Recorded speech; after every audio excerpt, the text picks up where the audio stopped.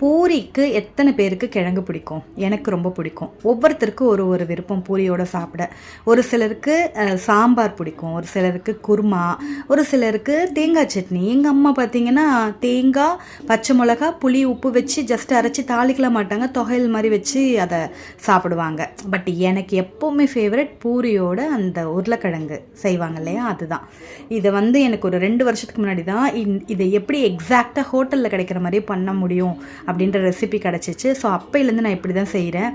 எண்ணெயில் கடுகு, உளுத்தம்பருப்பு, நிறைய கடலைப்பருப்பு போட்டு, அப்புறமா பச்சை மிளகாவை நல்லா வதக்கிட்டு, வெங்காயம் தக்காளியை வதக்கி தண்ணி ஊற்றி கொதிக்க வச்சு வேக வச்ச உருளைக்கிழங்கை மசிச்சு போட்டு நல்லா கொதித்து வரும்போது பெருங்காயத்தூள், உப்பு, கடலை மாவை கொஞ்சமாக ஒரே ஒரு ஸ்பூனு தண்ணியில் கலந்து கரைச்சி அப்படியே ஊற்றிட்டு இறக்குனா பிரமாதமாக இருக்கும்.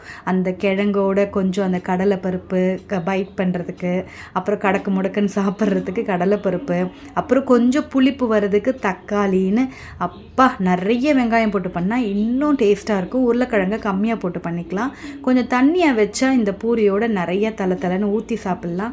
நல்லா புசு புசுன்னு குண்டு குண்டாக பூரியை போட்டு அப்படியே அதை தட்டில் அடுக்கி அதுக்கு கொஞ்சம் இந்த கிழங்கை அப்படியே ஊற்றி தலைன்னு ஊற்றி ஒரு பைட்டும் சூடாக சாப்பிடும் போது அப்பா இந்த பொறப்பு தான் நல்லா ருசித்து சாப்பிட கிடச்சிது அப்படிங்கிற பாட்டு தான் நினைவுக்கு வருது. ஸோ ஃபுட்டை எல்லாம் என்ஜாய் பண்ணுவோம்.